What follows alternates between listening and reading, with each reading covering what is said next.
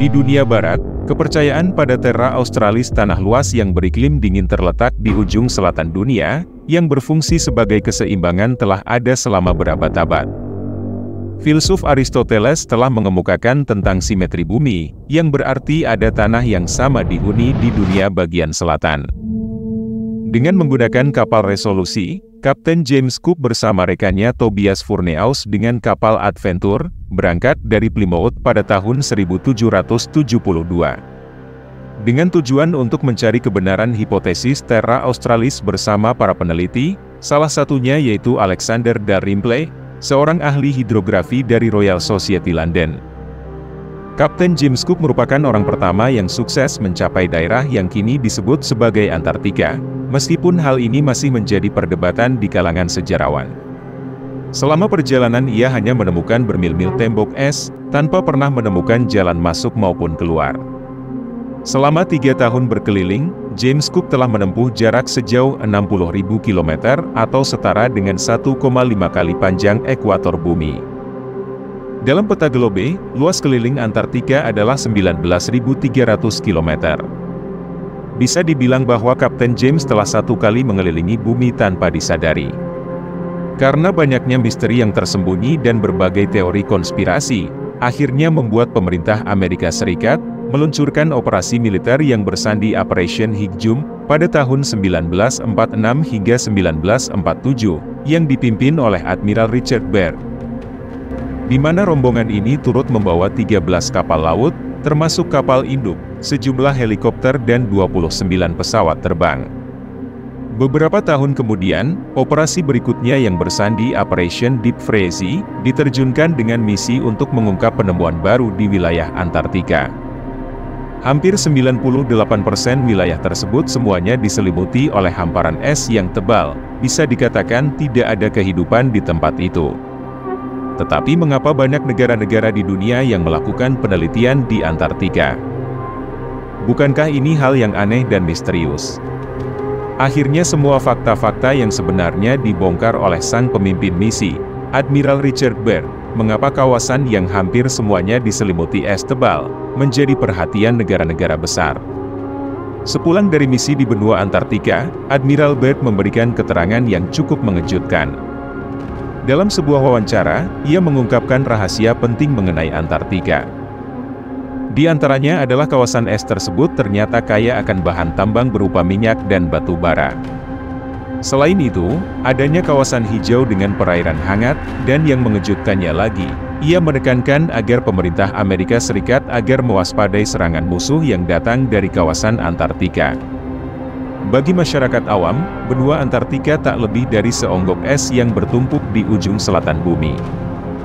Namun sebaliknya, kawasan bersalju ini amat sangat penting bagi segelintir pihak yang cerdas. Mereka inilah yang dijuluki sebagai elit global. Apakah memang ada hasil temuan dan rahasia menarik yang sengaja disembunyikan oleh mereka? Apakah teori konspirasi tentang benua tersebut memang benar-benar nyata? Mengapa Antartika menjadi sangat penting dan misterius? Saking pentingnya, negara sebesar Amerika Serikat bahkan rela bersusah payah mengerahkan sebuah operasi militer ke kawasan tersebut. Admiral Richard Byrd bahkan mengemukakan sesuatu yang sifatnya menguak rahasia tentang Antartika. Pertanyaannya, rahasia apa yang sebenarnya di balik kawasan es tersebut?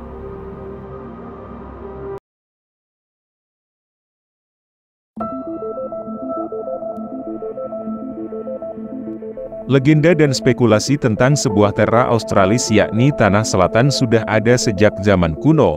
Penemuan benua ini pertama kali diterima umum terjadi pada 1820, dan pendaratan yang pertama tercatat tahun 1821.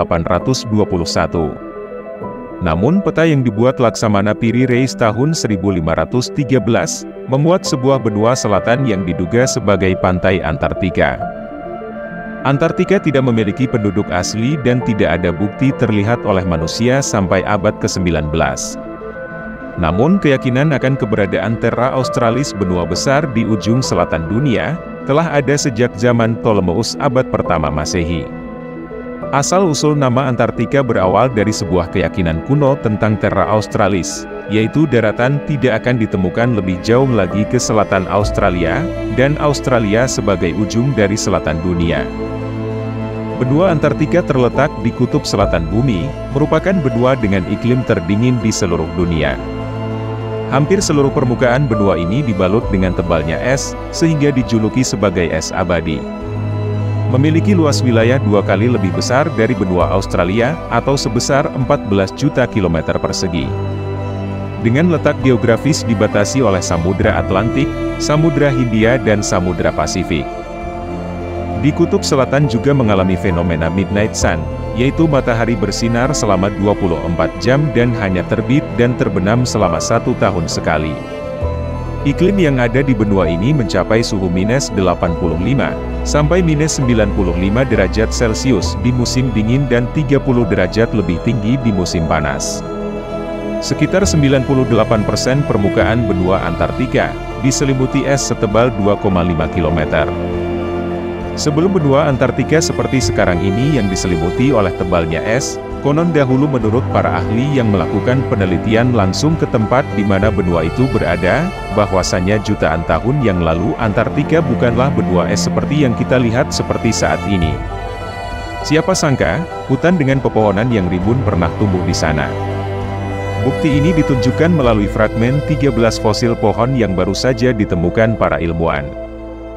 Fosil pohon yang diperkirakan berusia 260 juta tahun ini, setidaknya menggambarkan bagaimana dulunya daratan es Antartika berupa area yang subur. Periode di mana pohon tumbuh tersebut menurut peneliti, berasal dari periode Permian akhir yang berlangsung 299 juta hingga 251 juta tahun lalu. Eric Gulbranson, pakar paleoekologi dari University of Wisconsin-Milwaukee dan koleganya, mengungkapkan jika kepunahan hutan ada hubungannya dengan peningkatan gas rumah kaca di atmosfer, seperti karbon dioksida dan metana. Kemungkinan selama 200.000 tahun letusan gunung berapi di Siberia, melepaskan bertonton gas rumah kaca ke atmosfer. Dalam peristiwa itu 90% spesies di bumi lenyap, termasuk hutan di kutub selatan. Hutan tersebut merupakan sekilas kehidupan sebelum terjadinya kepunahan Permian, dan sisa-sisa fosil dapat membantu memahami apa yang sebenarnya terjadi waktu itu. Sekaligus memberikan petunjuk bagaimana karakter tanaman dulu, berbeda dengan yang kita temukan saat ini. Pada akhir periode Permian, iklim di Antartika lebih hangat dan lembab, serta masih menjadi bagian dari benua purba Gondwana, yang sekarang merupakan gabungan wilayah Amerika Selatan, Afrika, India, Australia, dan Semenanjung Arab. Sebelum terjadinya kepunahan, hutan kutub selatan didominasi oleh satu jenis pohon yaitu genus Glossopteris. Pohon raksasa ini tumbuh 20-40 meter dan membentang di seluruh wilayah Gondwana. Menurut Gulbranson selama periode Permian, hutan memang tidak terlalu memiliki keragaman, namun memiliki ukuran sangat besar, serta harus mampu bertahan dan berkembang di berbagai lingkungan. Untuk menemukan fosil-fosil tersebut, Gulbranson dan rekan-rekannya harus turun dari pesawat di padang es, melintasi gletser dan angin kencang yang menusuk tulang. Profesor Tina van de Vlier, dari Departemen Ilmu Teknik Bumi di Imperial College London, mengatakan, pelestarian hutan berusia 90 juta tahun ini sungguh luar biasa, namun yang lebih mengejutkan adalah dunia yang terungkap di dalamnya. Bahkan selama berbulan-bulan dalam kegelapan, hutan hujan berawa mampu tumbuh di dekat kutub selatan, sehingga menghasilkan iklim yang lebih hangat dari yang kita perkirakan. Antartika juga mengundang spekulasi tentang misteri sejarah dan peradaban yang hilang. Beberapa teori menghubungkan Antartika dengan kisah Atlantis yang legendaris, atau peradaban kuno yang tak terungkap. Eksplorasi yang terbatas dan tantangan medan yang sulit, menambah daya tarik untuk mengungkap rahasia sejarah, yang mungkin terkubur dalam lapisan es Antartika.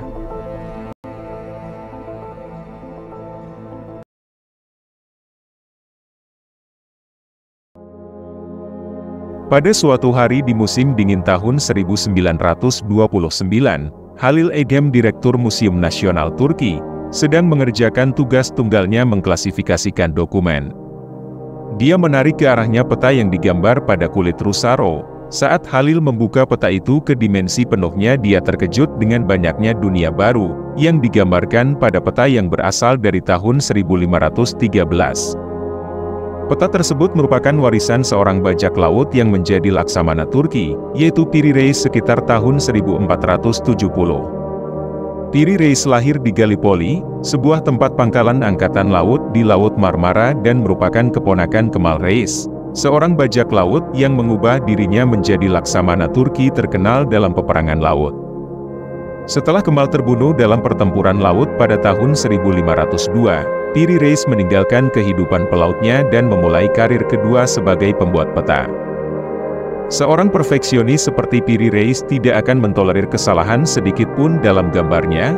Ia membuat peta terkenalnya pada tahun 1513 menggunakan sumber peta yang lebih tua, termasuk grafik yang diambil dari Christopher Columbus. Ketika peta buatan Piri Reis ditemukan, ternyata banyak dunia baru pada saat itu. Peta tersebut menggambarkan utara Antartika dengan presisi tinggi, yang mana pada tahun-tahun itu Antartika belum ditemukan, dan baru ditemukan 3 abad kemudian. Hal ini sungguh menarik sekaligus mencengangkan, sebab kontur di peta Piri Reis sama persis dengan kontur Antartika yang asli. Ini adalah sesuatu yang menakjubkan, sehingga ada yang menduga bahwa goresan Piri Reis ini sebagai jejak peradaban besar masa lalu, seperti peradaban Atlantis, dan bahkan ada menyebutnya dengan istilah sidik jari Tuhan.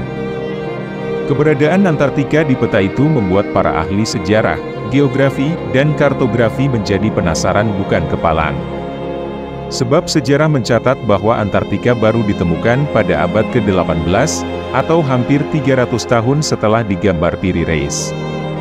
Menurut sejarah modern, manusia pertama yang menginjakkan kaki di sana adalah James Cook, Kapten Angkatan Laut Kerajaan Inggris yang juga penjelajah dan kartografer yang berlabuh di Antartika pada 1773.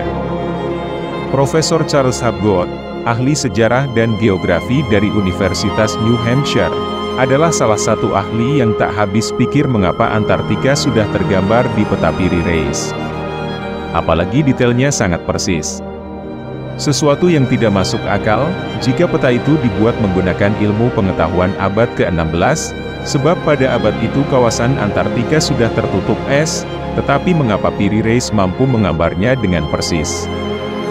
Saat meneliti peta tersebut, Hapgood menyurati Letnan Kolonel Harold O. Meyer, seorang komandan Angkatan Udara Amerika Serikat, untuk melakukan konfirmasi.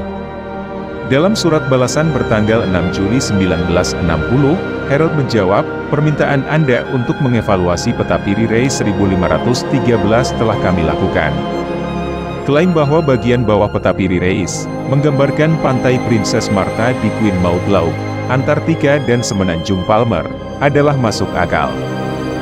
Kalimat selanjutnya, kami mendapati bahwa ini adalah interpretasi yang benar, paling logis dan paling mungkin.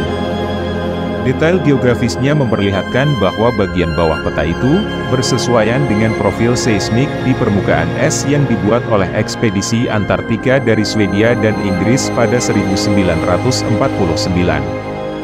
Ini mengindikasikan bahwa garis pantai tersebut telah dipetakan sebelum tertutup es. Bukti geologi terbaru menegaskan bahwa daerah Queen Maud Land, bagian utara Antartika bisa dilihat dalam keadaan bebas es adalah pada masa 4000 tahun sebelum Masehi. Kami tidak tahu bagaimana data di peta ini bisa dibuat dengan ilmu geografi tahun 1513. Pertanyaannya adalah, siapa yang memetakan Ratu Maud Land Antartika 6000 tahun yang lalu? Peradaban yang tak dikenal manakah yang memiliki teknologi atau peralatan yang diperlukan untuk melakukan itu? Peta buatan Piri Reis tersebut merupakan peta Portolani yang menggambarkan rute pelayaran, garis pantai, pelabuhan, selat, teluk dan lain-lain. Peta Portolani yang banyak beredar di kalangan pelaut pada abad pertengahan, umumnya fokus menggambarkan kawasan Mediterania dan Laut Aegea, serta rute-rute lain yang sudah diketahui. Dalam menggambar petanya, Piri Reis menggunakan sejumlah sumber yang diperolehnya selama pelayaran, dengan cara mengompilasi peta-peta sebelumnya. Selain bersumber dari pelaut-pelaut masa itu, Profesor Hapgood menyebut Piri Reis menggunakan peta yang dibuat di era kuno dari abad ke-4 sebelum Masehi, atau bahkan lebih awal. Dalam bukunya yang berjudul Maps of the Ancient Sea Kings, Profesor Hapgood menyatakan bahwa informasi tentang keberadaan tempat-tempat di dunia ini diwariskan dari orang ke orang selama 1000 tahun atau lebih dari para pelaut-pelaut besar dunia kuno. Kami mendapatkan bukti bahwa informasi-informasi tersebut dikumpulkan dan dipelajari di Perpustakaan Besar Alexandria, dan kompilasi peta-peta tersebut dibuat oleh ahli geografi yang bekerja di sana. Para pelaut di masa kuno menurut Profesor Hapgood, telah memiliki instrumen navigasi yang akurat untuk menentukan garis bujur, yang lebih maju dibanding orang-orang kuno, orang-orang di abad pertengahan, maupun era modern hingga paruh kedua abad ke-18.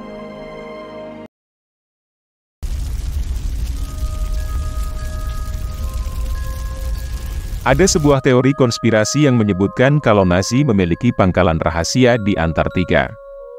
Gagasan ini dimulai setelah para ahli teori konspirasi mengetahui bahwa Nazi sempat meluncurkan ekspedisi ke Antartika pada tahun 1938, yang mungkin terdiri dari beberapa kapal militer dan kapal yang mengangkut alat-alat ilmiah. Sesampainya di sana, ada dugaan kalau mereka berhasil menemukan beberapa gua dan sungai bawah tanah. Mereka kemudian mengubah gua terbesar menjadi kota rahasia dan tinggal bersama masyarakat Illuminati. Beberapa teori konspirasi lain bahkan berspekulasi kalau Hitler berhasil melarikan diri ke pangkalan rahasia ini setelah Perang Dunia Kedua berakhir. Berdasarkan dokumen dari laman Ohio State University, mereka juga mengklaim bahwa entah bagaimana Nazi berhasil mendapatkan teknologi alien di pangkalan rahasia mereka dan memanfaatkannya untuk membuat senjata yang mereka uji di gua-gua kecil. Namun pada kenyataannya, Nazi tidak memiliki pangkalan rahasia di Antartika. Tidak ada bukti kalau mereka telah membuat senjata dengan teknologi alien atau menguji senjata apapun di Antartika. Selain itu, Nazi hanya mengirim satu kapal ke wilayah itu sekitar tahun 1938 untuk mencari tempat baru perburuan ikan paus. Setelah itu mereka meninggalkan ekspedisi tersebut karena kekalahannya di Perang Dunia Kedua.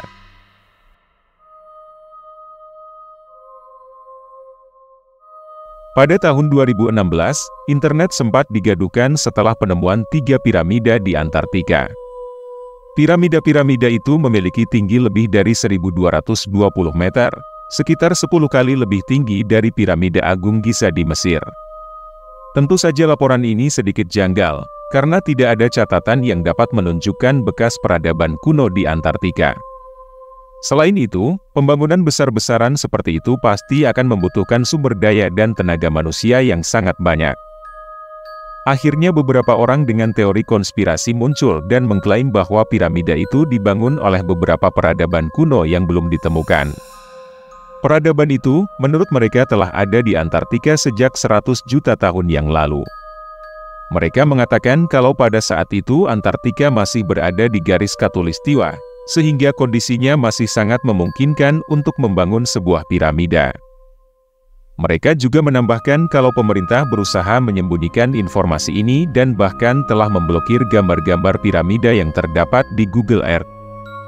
Namun para ilmuwan membantah teori ini, sembari menjelaskan kalau piramida itu adalah sebuah gunung tanduk atau nunatak. Gunung tanduk terbentuk setelah erosi yang menyapu sisi gunung sehingga membuatnya tampak seperti piramida, sedangkan nunatak adalah kategori gunung yang begitu tinggi sampai bagian atasnya tertutup salju. Seperti yang dilansir dari laman Toug Katalog, piramida-piramida ini tidak mungkin dibangun oleh peradaban kuno, karena Antartika sudah berada di kutub selatan sejak 100 juta tahun yang lalu. Juga diperkirakan kalau spesies manusia paling awal baru muncul 2 juta tahun yang lalu. Teori yang mungkin tersisa adalah bahwa apa yang mereka sebut sebagai piramida ini hanya bisa dibangun oleh dinosaurus. Namun tidak ada bukti apapun kalau dinosaurus mampu membangun piramida-piramida tersebut.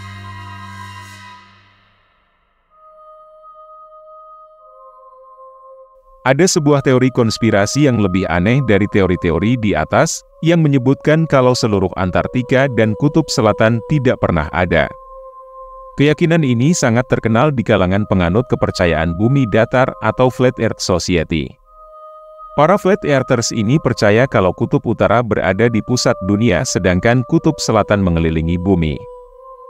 Menurut para Flat Earthers, Antartika sebenarnya adalah sebuah dinding tebal yang memiliki tinggi sekitar 30 hingga 60 meter dan mengelilingi planet kita. Dinding tersebut menghentikan semua benda agar tidak jatuh ke tepi bumi. Para Flat Earthers ini menambahkan kalau mereka tidak dapat mengonfirmasi keberadaan tembok tersebut, karena pemerintah dunia dan PBB memiliki zona larangan terbang dan larangan berlayar di sekitar Antartika. Para ahli teori konspirasi percaya kalau Kapten Cook dari Inggris adalah satu dari sedikit manusia yang pernah melihat tembok itu. Menurut mereka seharusnya Kapten Cook melaporkan kalau ia telah melihat tembok besar selama 3 pelayaran yang ia lakukan ke Antartika. Dinding tersebut menutupi seluruh garis pantai, dan dia tidak bisa mendarat dimanapun karena terlalu tinggi untuk didaki. Teka-teki benua Antartika sampai hari ini masih menjadi misteri. Apakah benua itu hanya sebuah kawasan es tebal atau dahulu kala pernah ada peradaban maju di sana yang hilang ribuan tahun?